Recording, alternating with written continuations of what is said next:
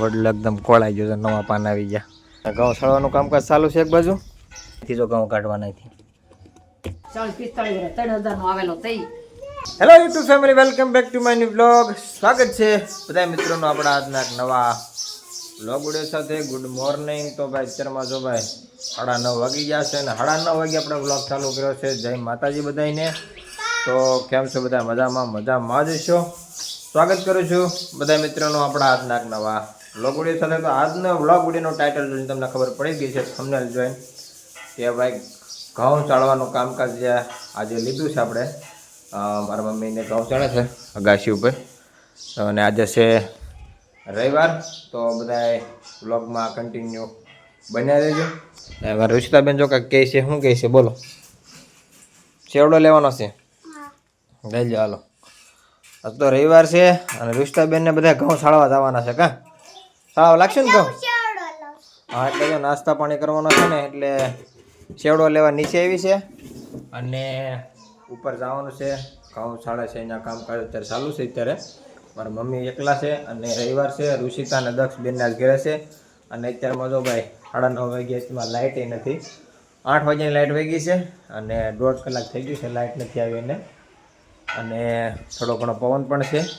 તો ચાલો હું તમને બતાવું અગાશી ઉપર અમારે કઈ રીતના ક્યાંક વ્યૂ કેવા આવે છે અને હું કામકાજ કરે છે. અગાશી ઉપર જો આપણે આવી ગયા છીએ અને જો વડલો એકદમ કોળાઈ ગયો છે, નવા પાન આવી ગયા ઉનાળામાં. તો એ મસ્ત મજાનો નવો થઈ ગયો છે, ખરી ગયો તો પાન બધાય, નવો થઈ ગયો વડલો. નવા પાન આવી ગયા, નવી કોળ આવી ગઈ ઉનાળામાં. અને જો ભાઈ કંઈક આ રીતનું વાતાવરણ છે અત્યારે. અને જો અમારે દક્ષુભાઈની શું કામ કરે ને એ તમને બતાવું. આ તો નાસ્તો કરે છે. શું તો ઘઉં સળવાનું કામકાજ ચાલુ છે એક બાજુ. હે ભૂખ લાગી ગઈ? હે ભૂખ લાગી ગઈ ઘડીકમાં? હજી તો તું આવ્યો છો, હજી શું ભૂખ લાગી ગઈ? જો ભાઈ અહીંયા બધા સાળ નાખેલા છે, બાકી છે બધા? આ એક બાસ્કુ બાકી છે. અને આ બધા જો ઘઉં છે ને સળાઈ ગયા, સાફ થઈ ગયા છે અને ભરવાના છે. જો આ કોઠારીયામાં, આમાં કેટલા મણ હામતા છે બા ઘઉં? આમાં 100 મણ. એકમાં કે બેમાં? 2 ભાગ છે. આ 2 અહીંથી અલગ છે અને આ અલગ છે. અહીંથી જો તમને ખોલીને બતાવું. જો આ ગોદડાને એવું ભર્યું છે. આ અડધો ભાગ છે, અડધો ભાગ અહીંયા છે. આ બાજુ છે, એ બાજુ બંધ છે. એ બાજુ બધું ગોદડાને એવું જ ભરેલું છે. અને આમાં નીચે ઘઉં ભરેલા છે. આમાં દાદા ઘઉં નથી હવે. અહીંથી જો ઘઉં કાઢવાના નથી. દેશી છે, બહુ જૂનો કોઠારીયો છે ભાઈ. હવે કેટલા વર્ષ છે બાજુ આપણા કોઠારીયાના? એની પાસે 40-45 3,000 નો આવેલો તઈ. 40-45 વર્ષ? હા, 3,000 માં આવેલો. 3,000 માં આવેલો છે જૂનો કોઠારીયો. કેટલાક વર્ષો, બહુ ઘણા વર્ષો થઈ જતા. તો જો ભાઈ અહીંયા અમારી શેરી છે. કારનું છે લોકેશન, બધું કાંઈ કારનું છે. હા ભાઈ, ટાવર હતો ને એ ટાવર આજે ખોલી નાખ્યો છે, ઉતારી લીધો છે. કેમ કે રિલાયન્સ કંપની, જે રિલાયન્સનો જૂનો ટાવર હતો એટલે કાઢી નાખ્યો છે. અને એક બીજો ટાવર નાખેલો છે 4G, લગભગ 4G ટાવર છે એવડું. અને આ છે જૂના સિમ કાર્ડ, જે બ્લુ કલરના જીઓના રિલાયન્સના જૂના સિમ કાર્ડ આવતો ને એ ટાવર હતો. એટલે એ ટાવર અત્યારે કાઢી નાખ્યું છે. 2 દિવસ જ થશે હજી. તો ફેમિલી જો ભાઈ એક બાસ્કુ બાકી હતું, એ થઈ ગયું છે સાફ, ફર્સ્ટ ક્લાસ. અને બીજા જે ઘઉં જે છે ને જો ભાઈ એકદમ સેટ કરી દીધા છે, સાફ કરીને સાણી મારી. અને કાકડા જે કામ છે કટરના તો લગભગ બહુ ઓછા ઘઉં છે, પણ આમાં બે જગ્યાએથી અલગ અલગ ઘઉં લીધેલા છે. એટલે સાફ કરવા પડે. એમાં તો સાફ થઈ ગયા છે.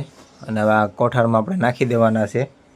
અને આમાં છે ને અનાજનો પાવડર નાખવાનો છે. પહેલાં તો બધા ઠલવી દેવાના છે, એક ઠેકાણે ઢગલો કરવો પડશે. પછી અનાજનો પાવડર,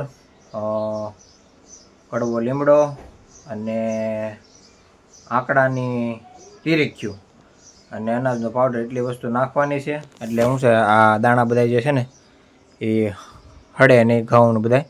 પછી આ કોઠારમાં ભરી દેવાના છે. અનાજમાં પાવડર નાખી અને બધું નાખી મિક્સ કરી અને પાછું કોઠારમાં નાખી દેવાનું છે. તમે અનાજને સારું રહે માટે શું કરો છો ને, કાંઈ પાવડર નાખો છો કે શું કાંઈ કરો છો ને, એ બધું એ ખાસ કરીને કોમેન્ટ કરવાનું ભૂલતા નહીં. ને ભાઈ તો જે નીચે એક બાસકું પડ્યું છે ત્યાંથી બધા ઘઉં બધા પેલા નીચે હતા, ત્યાંથી પછી જો અહીંથી દાદરીથી ઘાસી ઉપર ચડી અને પછી જો અહીંયા બધા ભેગા કરેલા છે એકઠા ઉપર ચડાવીને ઘઉં બધા. તો ફેમિલી છે ને ભાઈ, ઘઉંનું ખળાનું કામ કરતો ઘઉં તો લગભગ કોઈને બાકી નહીં હોય.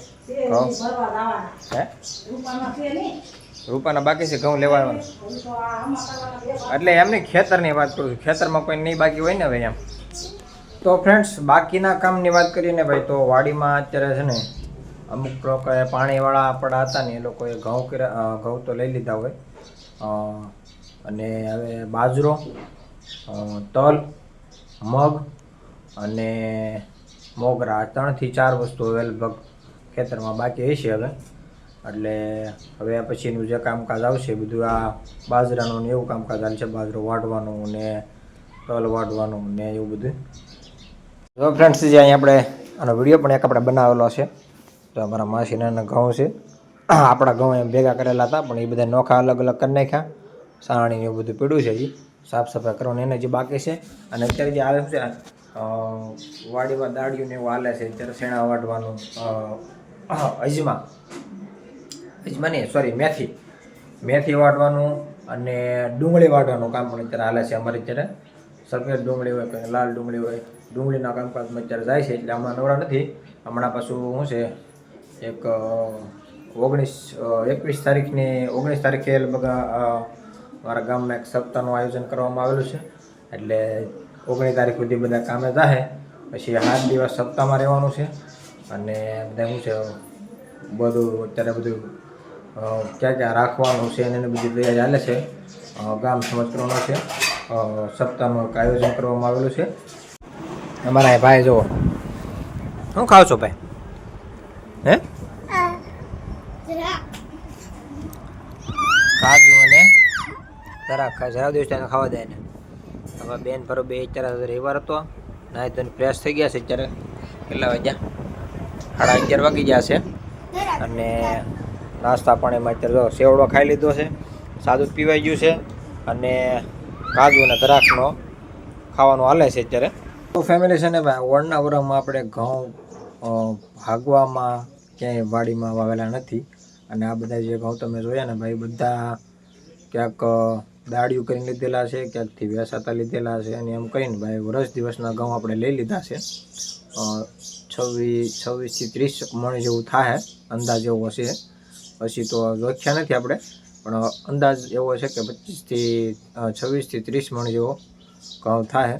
ક્યાંકથી ભાઈ વેસાતા લીધા, ક્યાંક 520માં લીધા ને ક્યાંક 550 રૂપિયામાં લીધા ને એમ કરીને ઘઉં લઈ લીધા છે આપણે. કેમ કે ઘઉં આપણે વર્ષે એટલા તો જોઈ, કેમ કે 5-8 જણા થઈએ અમે ઘરે, એટલે વધારે ઘઉંની રોટલીને એવું ખાતા હોય એટલે ઘઉં વધારે જોઈએ. બાજરો ઓછો હોય તો હાલે, પણ ઘઉં વધારે જોઈએ. એટલા માટે આપણે વર્ષ દિવસનો સ્ટોક કરી લીધો છે ઘઉંનો.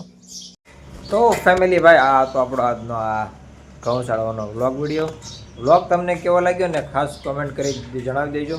અને મળશું એક નવા વ્લોગ વિડીયો સાથે. મિત્રો, આપણી કેજીઓ ફેશન ચેનલને પર નવા હોય તો સબસ્ક્રાઈબ કરવાનું ભૂલતા નહીં. અને લાઈફસ્ટાઈલ વ્લોગ જોવા માટે, ફેમિલી વ્લોગ જોવા માટે, અને વાડીના વ્લોગ જોવા માટે, અને વિલેજ લાઈફના વ્લોગ જોવા માટે ખાસ કરીને આપણી ચેનલને ફોલો સબસ્ક્રાઈબ કરવાનું ભૂલતા નહીં. મળશું એક નવા વ્લોગ વિડીયો સાથે. જય માતાજી. तो जो बच्चे माँ से